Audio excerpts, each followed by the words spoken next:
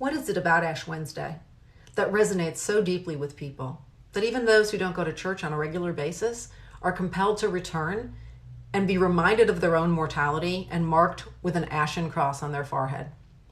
It's more than just an obligation. It's more than just ritual. It's primal, I think.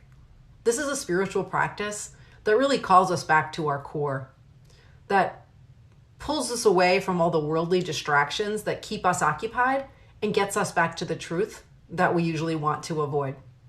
You are dust, and to dust you shall return.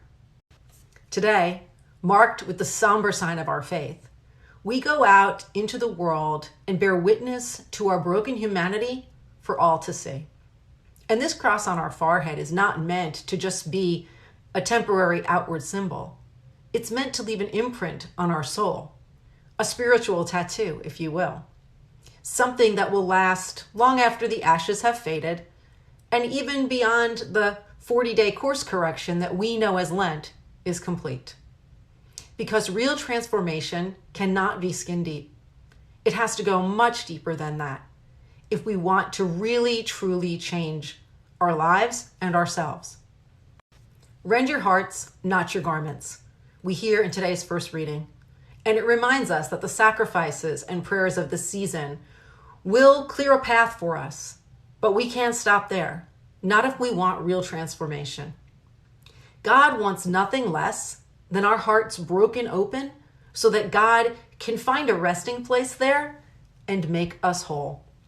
Yes, the exterior practices of Lent are beautiful and important, but what happens unseen in our hearts and souls during this time is what's most important.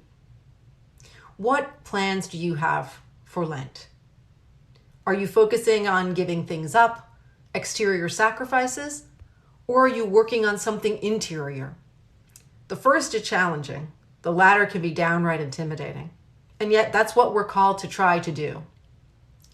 What is one thing you could do this Lent that would truly bring about some sort of permanent change, that would help you be the person you were created to be? What would make you whole?